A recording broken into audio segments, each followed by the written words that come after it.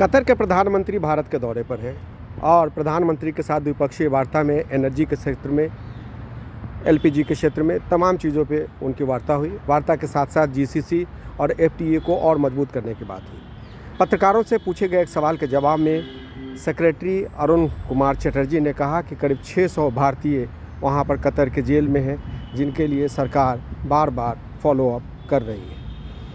साथ साथ उन्होंने ये भी बताया कि जो लोग वहाँ पे जेल में हैं वो उनकी टाफ ये है कि आखिरकार वो जेल में गए क्यों, और वहाँ पे कानूनी प्रक्रिया है, उस कानूनी प्रक्रिया को कैसे ठीक किया जाए उसके लिए कोशिश की। सवाल ऐसे में ये उठता है कि आखिर उनको किस तरीके की कानूनी मदद की ज़रूरत है। उसके लिए भारत सरकार वहाँ के काउंटर पार्ट से बात करके देख रही है और इसका हल जल्दी निकालेगी। द्विपक्षीय वार्ता में इस बात को लेकर काफ़ी जोर दिया गया कि क्या सिक्योरिटी टाइज को और मजबूत किया जाए। डिफेंस डील हमारे साथ नहीं है, गल्फ कल्चरल कोऑर्डिनेशन जो है वहाँ पर है। दोहा में इसका आयोजन किया गया था और भारत लगातार ये कोशिश कर रहा है कि इसके जितने भी मेंबर्स हैं उन बायलैटरल टाइज को और भी मजबूत किया जाए। मजबूत करने के साथ साथ प्रधानमंत्री का जो कद है उसके हिसाब से जो बाकी 6 कंट्रीज हैं, चाहे वो बहरीन हो, ओमान हो, यूएई हो, सबके साथ उनके अच्छे बायलैटरल टाइज हैं। उसको और मजबूत करने के साथ साथ किस तरीके से भारत में उनका इन्वेस्टमेंट हो सकता है, हमारे लोग वहाँ पर जाकर कैसे रह सकते हैं। कतर में करीब 9 लाख भारतीय रहते हैं और 9 लाख भारतीयों के रहने का मतलब है कि वहाँ पे एक अच्छे खासे इंडियन डायस्पोरा है जो बहुत मजबूत है।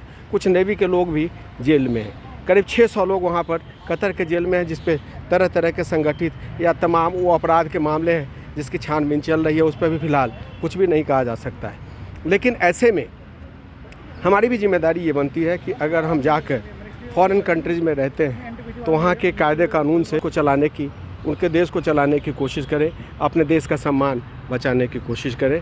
ये नहीं हो सकता कि आप दूसरे देश में जाएं तो अपने देश के कानून के हिसाब से चलें और उम्मीद ये करें कि भारत हमारी ट्रेड एग्रीमेंट की बात हुई, उसके बाद ऑयल एंड नेचुरल गैस की बात हुई, सेमीकंडक्टर की बात हुई, जीसीसी की बात हुई, एफटीए की बात हुई। बहुत सारी ऐसी बातें थीं जिनको लेकर दोनों देशों के बीच तमाम बात हुई।